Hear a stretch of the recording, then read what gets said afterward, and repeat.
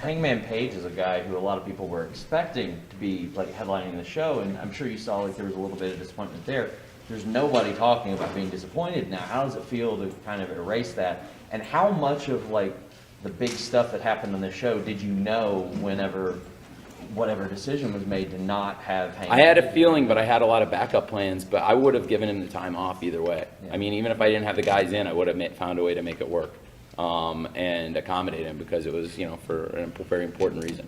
And so, he's a big part. He's a big part of AEW. He's one of our really important stars.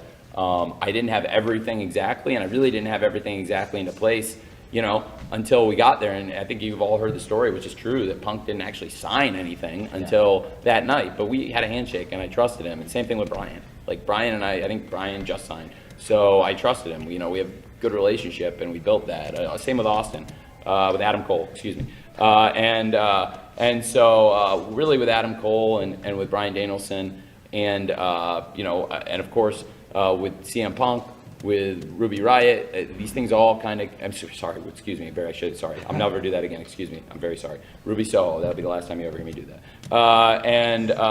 So with all these great stars.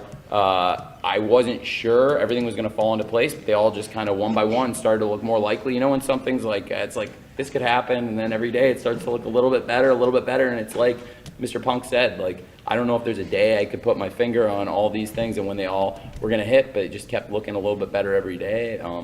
And definitely every good conversation I had with each of them felt a little bit better about what we were doing tonight.